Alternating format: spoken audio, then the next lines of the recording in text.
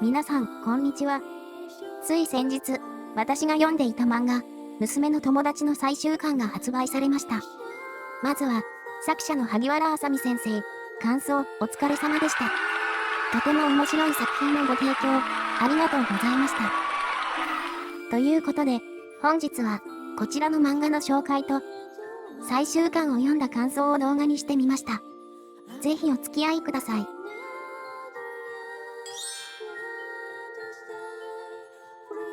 娘の友達の主人公、市川康介は、会社で、もうすぐ課長になるサラリーマンです。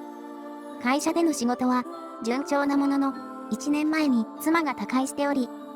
さらに、娘の宮は不登校になってしまうという、とても大変な家庭環境です。そして、康介は、会社の帰りに入った喫茶店で、娘の友達である、女子高生の木更木ことに出会います。ことが男性客から絡まれているところ、康介が助けたことで二人は出会い、そして、その後、娘の高校で、またことと再会したことをきっかけに、二人の距離が縮まっていき、ダメだと分かっていながらも、娘の友達であることに恋をしてしまう、という漫画です。さて、この漫画は、皆様、なんとなく予想がつくと思いますが、連載時、例によって、フェミニストさんたちに盛大に叩かれました。確かに、この表紙と、中年男性が、娘の友達に恋をする、という、世間一般の常識的に、非常にグレーな漫画でしたので、少なからず反対意見が出るのはやむを得ないと思います。しかし、この漫画は、単純に中年男性が若い女子高生とイチャイチャするだけの、性的な妄想を叶えるような漫画でなく、現代社会の闇とそれに対する現実逃避を描いた漫画でした。結局のところ、女子高生と恋愛するという点は変わらないのですが、康介は、家庭の事情に加え、会社での中間管理職としてのストレスを抱え、ことはことで、家庭での父親の不倫による家庭崩壊のストレスを抱えています。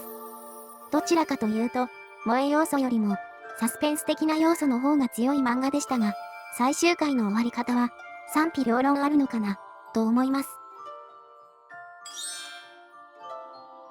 さて、この漫画は、先ほど紹介した通り、イチャイチャ要素が強い漫画ではなく、どちらかというと、現代社会の闇を描いた漫画です。康介もダメだとは分かっていながらも、キスまではしてしまいますし、ことはことで、その先に進もうとします。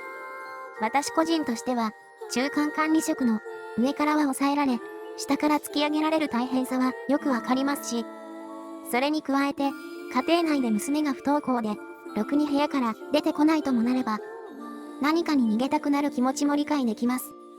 そんな時、こんなに可愛い女子高生が迫ってきたら、ダメだと分かっていても、身を委ねて全てから逃避したくなる気持ちもよくわかります。だって、ことちゃん、本当に可愛いですよ。イチャイチャがメインの漫画ではないとは言いましたが、それでも要所要所で挟んでくることの描写は、惚れても、しょうがないと思ってしまいます。このあたりの描写は本当に素晴らしいと思いました。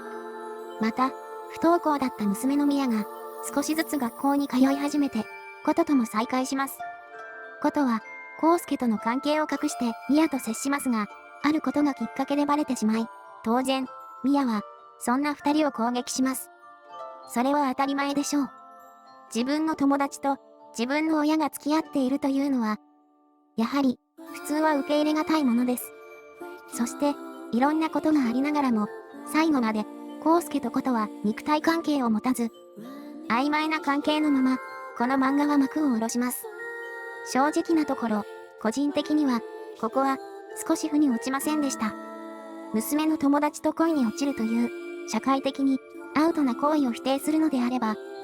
やはり、最終的に恋仲になって、娘や会社から見放されるような展開でも良かったと思いますし、逆に、お互いが次のステップに進むというのであれば、きっぱりと関係を切って別の道を進み始めるという展開でも良かったような気がします。もちろん、現実では人間はそこまで白黒きっぱり結論を出せるほど強くないので、こういった関係もよくある話だと思います。そういう意味では、ある意味リアルであると言えます。ただ、読んでいる側としては、やはり漫画なので、何かしらの形で決着をつけて欲しかった、というのが正直なところでした。物語の感想としては以上です。いろいろと言いましたが、本当にことちゃんが可愛いので、そっち方面で気になる人にもおすすめです。